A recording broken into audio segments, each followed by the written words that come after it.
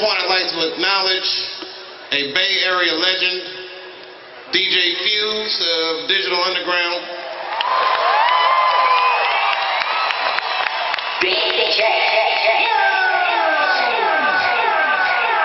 As part of my affirmative action plan, I'm trying to give white DJs a chance. People like Fuse have played in hip-hop's minor leagues for years so that Eminem could be in the majors. I'm just fucking with you, Fuse. This is not the minor leagues. Fuse brought sound effects too. We have tons of them. We do this all the time. Fuse, give me a sound effect. Yes, that's I don't know what the fuck that is. What else you got, Fuse? Give him a minute. This motherfucker's surfing the web during the show. This is money well spent. He's probably uploading this show right now to YouTube so he can see what's bullshit? Oh no, there's a heckler in the audience.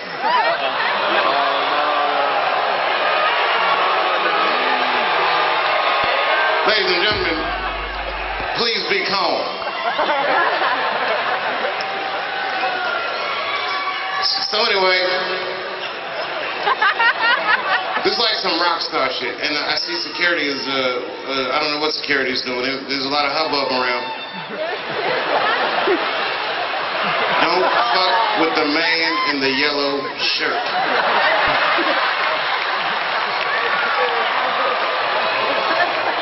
What's up, security?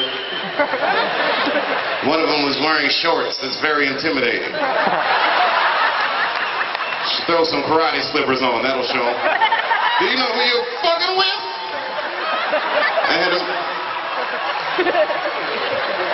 I do shit like that. I go to Chinatown and wear karate slippers just to intimidate motherfuckers.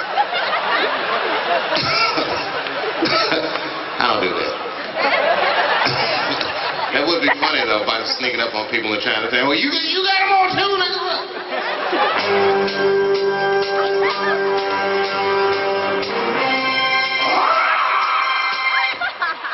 Of course, we all remember that's the theme to Enter the Dragon. Don't drive through Chinatown and blast that on your stereo. They'll think you're racist. Hey man, I'm just a movie buff. I kid the Chinese because I was recently in China, not Chinatown. I was actually in China searching for investments. Dave Chappelle is trying to diversify his career because I've learned how flimsy shit can be. And I did make an investment. I bought a house just outside of Shanghai, ladies and gentlemen, $450,000 American dollars. It is a 18-room mansion. Thank you. It's made entirely out of Legos. Everyone just relax. It's Chinese building material. Live in a house of poisonous toys. As a matter of fact, I got the building parts from a Chinese toy store. It's communist. It's called Toys for All of Us. All right, I made that part up. But when I was in China, I had a chance to see the Great Wall, and I know that there are a lot of Chinese American audience members, and I want to say congratulations to you. It's a fucking phenomenal wall. It's probably the greatest wall I have ever seen. It's amazing. I didn't know that Chinese people in ancient China had Mexicans. Ladies and gentlemen, yes, I did just say that. But don't misunderstand me. Because I would never take that accomplishment away from the Chinese. I know the Chinese built the Great Wall of China to keep Mexicans out of China, which is a very advanced idea that America didn't think to do till 2003. I wonder how that wall is coming. Okay, I say things like this, but you guys understand I'm joking. Which is a good thing. And one time that I was doing a show, this is some real Bay Area shit, I was doing a show, and there was a couple in the audience.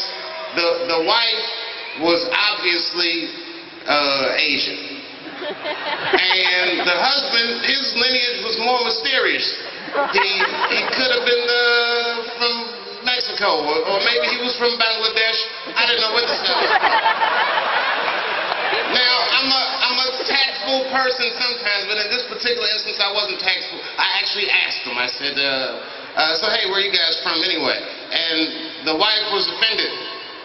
Maybe rightfully so. She looks at me and she goes, well, I am from Berkeley. If you are asking my ethnicity, I am Chinese. And the husband says, he's like, I'm Mexican, bro. Okay, and then I'm just joking around. Now, it's not the best joke, but all I could think of in a second. I said, oh, wow. I said, man, you guys are going to give birth to the hardest working baby that's ever lived. Obviously, I'm joking. That's obviously a joke, right? Everybody knows that babies don't work in America. Folks, I'm just trying these jokes out. I'm writing the jokes for the Republican Party. I'm just joking around again. I'm not even political. Oh my God. So I don't know if you guys heard about it. I had a little nasty spill in a show in Miami a couple weeks ago. Yeah, it was terrible. Fucking terrible. And I was heckled by all Native Americans. And the people were camera phoning me, so I had like a Kramer moment. It was really fucked up. Yeah, if such thing was possible for a black comedian, that actually happened to me. I had a Kramer moment. And I have mixed feelings about what happened to Kramer. I don't want to bring that up again because, you know, I'm a black dude, so obviously I was fucking furious when Kramer said what he said. But I'm also a comedian. The comedian in me was just like, whew, this nigga's having a tough set. Hang in there, Kramer. Don't let him break you. You know, I can relate to that. Everyone has a bad show. I had one a couple weeks ago. It's just part of my business. We all have bad shows. But rarely do you have a show that's so bad that you have to meet with Jesse Jackson within a week afterwards. That's a really bad show. It's the worst show since Siegfried and Roy got mauled by their own tiger. And in a way, isn't that why we all go to the tiger show? You don't go thinking that the guy's going to be safe with tigers. You go thinking in the back of your mind, this motherfucker might get bit. And I'd like to see that for $35. Very rarely do you see a hilarious tiger mauling. Of course, in one career, you might see one person get mauled by a tiger and be able to make a joke about that, which it isn't funny. My lifetime, there's been two. There was one at the zoo in San Francisco. Which is why San Francisco is such a weird city. This is the only city that a person will get mauled by a tiger at the zoo, which is fucking horrific. And the entire city blames the victim.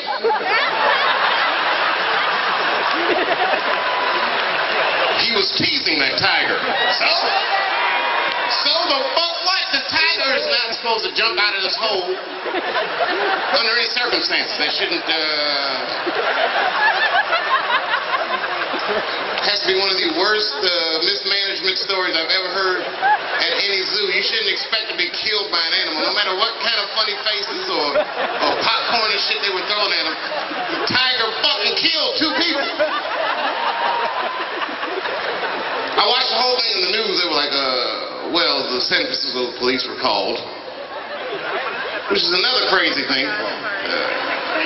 I just can't imagine calling the police. Hello, this is Tiger, help! And they said that the police said that they fired a warning shot. Just kill that motherfucker. He's bad. This tiger is bad.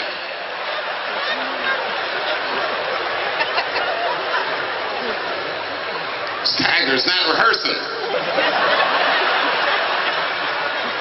The news said that the tiger chased one of his victims 300 yards. God damn. 300 yards. That's 3 football fields. You know how fast you have to run to outrun a tiger for 300 yards? That is fucking amazing. He probably woke up in the hospital with an NFL recruiter standing over his bed. You did good, son. Damn good.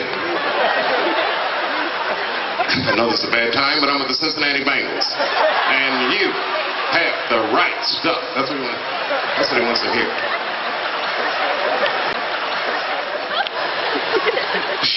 America has an African president. It's fucking...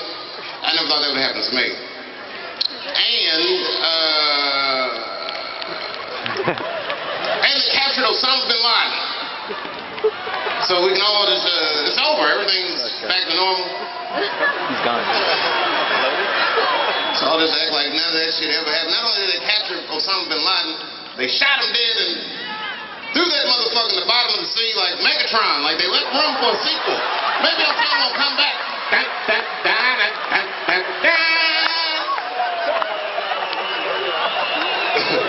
am pessimist prime, motherfucker. I don't believe any of this shit. That could be coming back any minute. Nobody, I need some proof.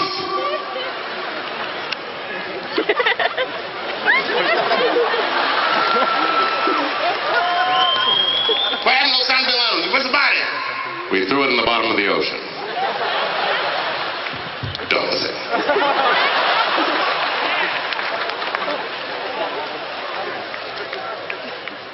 What a shitty hiding place he had. He had an apartment in Kabul. All this time we were looking in caves. Turns out he had a 3-bedroom. We busted in on that motherfucker. He was cooking eggs. America breathes. He was looking out the window. He wasn't even thinking about the World Trade Center. He was just thinking about how wild life can be and just moving on with his life. Yes. Motherfucking Facebook page was still open. What a wild life it's been.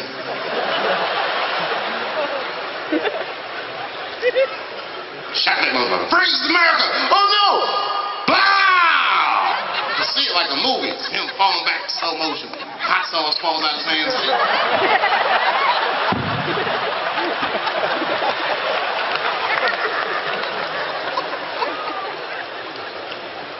Take him to the bottom of the ocean. It's a fucking weird world. It's a weird world we live in. And the president's black.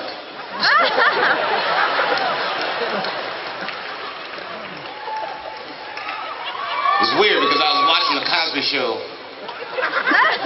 And it was the one where Rudy got a dog. And then I realized I was watching CNN and it was Barack and the... Not Rudy at all. I rarely come out, but tonight I came out because one time I did this show, this very show, and they gave me a birthday cake on the stage. I'm not really into birthdays, but man, it was one of the nicest things, and I really appreciated it, and I didn't forget it, and I get to work with dudes like Chris Tucker and Kat that I never get to see.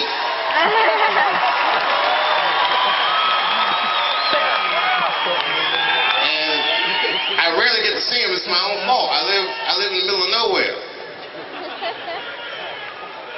I don't know what you just said, but you sounded serious about that shit. And whoever's sitting near him, watch that motherfucker. That sounded like the Malcolm X, get your hands out of my pocket type shit. They even put the spotlight on him.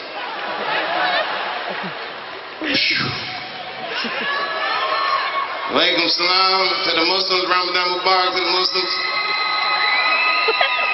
I didn't know there were so many Muslims here. Everyone relax.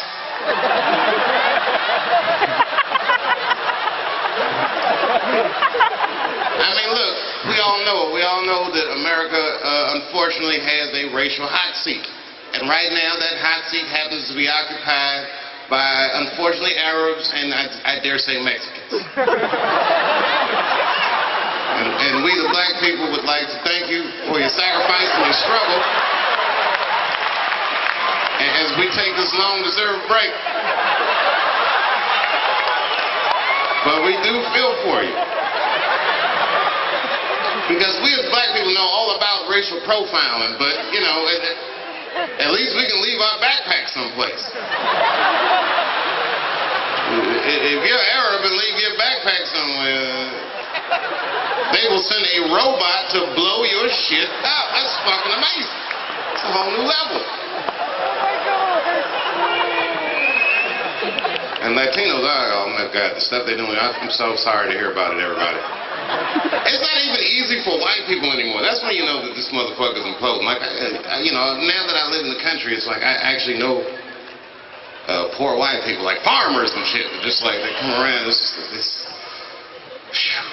you know, for a black dude from the city, whenever he sees a poor white person, it scares him. Like, have you ever seen like a real poor white guy? He just look like a zombie movie. He's all dusty and shit, coming up, it's attractive.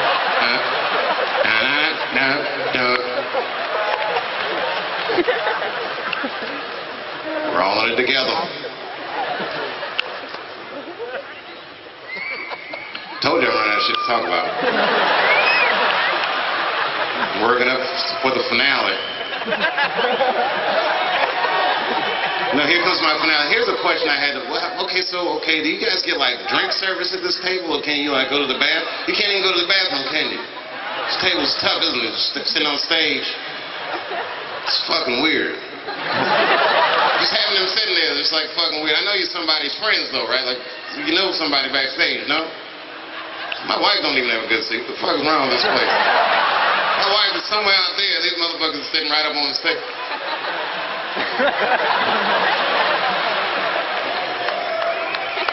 I'm totally joking. I don't mind you being there. It does make me a little nervous, but I'm assuming that someone with the yellow shirt patted you down. Lost some karate slippers on him.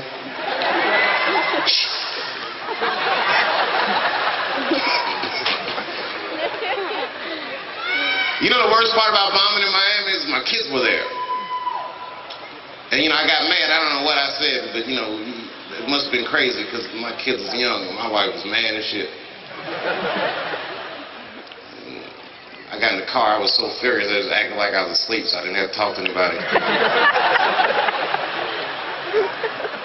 And I heard my son say to my wife in the back seat, he said, "Mom, what is pussy?" So I know I must have said something crazy. But I knew my wife was mad, I just kept like I was sleeping.